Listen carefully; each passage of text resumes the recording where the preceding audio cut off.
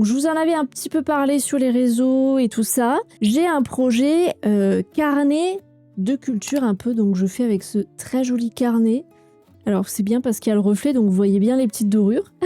Un carnet de culture, moi je les change un petit peu. Du coup, c'est pas carnet de culture strictement puisque je fais un thème spécifique.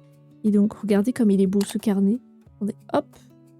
Il est super beau. J'avais fait spécifiquement, moi, sur le tarot, sur la magie, etc. J'en ai 2 en préparation. Donc, j'en ai un sur le tarot et l'autre que je veux faire, c'est sur tout ce qui est culture viking, etc. Sachant que là, je me concentre principalement sur celui du tarot. Je veux le terminer parce que sur le tarot, après, pour tout ce qui est magie, je vais dériver sur d'autres sujets. Donc, je commence avec le petit tarot.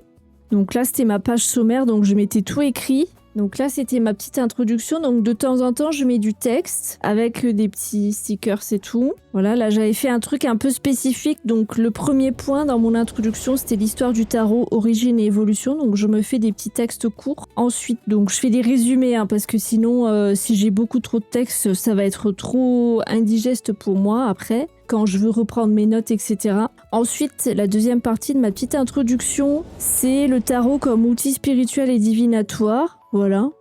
Donc je m'étais fait des petits textes avec pareil des petits trucs au niveau visuel, etc. Ensuite, le deuxième petit point de mon introduction, c'était la différence entre tarot et oracle. Donc j'avais bien fait la distinction. Donc le tarot, c'est structure un petit peu précise alors que l'oracle, c'est un peu plus libre. Ensuite, mon petit 1, c'était structure du tarot. Donc j'avais expliqué les arcanes majeurs, la signification générale. Je m'étais fait un petit dessin et ensuite j'avais fait l'importance de chaque carte. Donc j'avais fait très brièvement parce qu'après je reprendrai un par un toutes les cartes dans la suite de mon sommaire. C'est dans mon grand 4, donc je vais les reprendre un petit peu un par un, la petite définition, etc. Donc j'ai pas trop développé ici. Entre 2 parties ou quoi, ou quand je vois que je peux faire, je fais des petites décorations comme ça au scrapbooking. Ensuite, j'avais dans ma petite partie 1 la palette de symboles. Donc voilà, donc j'explique un peu brièvement. Donc là, j'avais pris un exemple pour la tour, pour le mort, le diable, etc.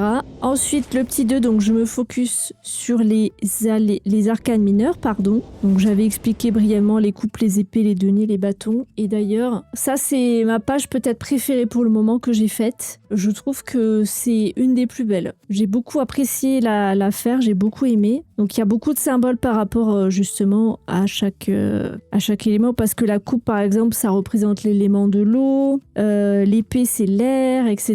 Donc les deniers, etc. Après j'ai expliqué un peu les cartes numérotées, donc de 1 à 10. Et ensuite la partie c'était les cartes de cours que j'avais un peu expliqué. J'avais fait des petits dessins. Sachez aussi que moi, je suis quelqu'un d'un peu... pas perfectionniste, mais j'ai du mal, en gros, à m'exprimer sur le papier, à écrire ou quoi, parce que déjà, écrire, j'aime pas trop l'écriture. Et faire des petits dessins, des petits trucs comme ça de scrapbooking. Comme moi, j'imagine un truc, et si ça rend pas exactement pareil sur le papier, c'est très compliqué. Donc ça, c'est un grand pas pour moi d'arriver à faire ce genre de truc, parce que de base...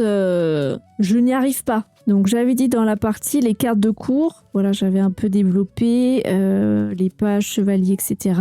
J'avais mis des petits exemples. Là, j'avais fait des petits trèfles aussi à chacun des éléments. Et j'avais terminé ma partie 1 entre la différence entre les arcanes majeurs et mineurs. Donc c'est un peu ce que je vous dis quand vous tirez les cartes. En gros, arcane majeur, c'est les étapes de vie. Et arcane mineur, c'est les détails du quotidien. Voilà, donc c'est plus au jour le jour, on va dire.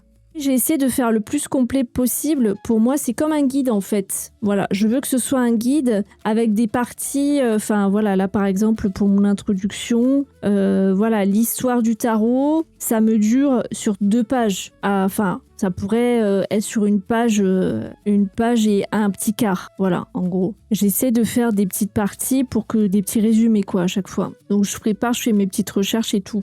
Donc voilà un petit peu pour mon carnet.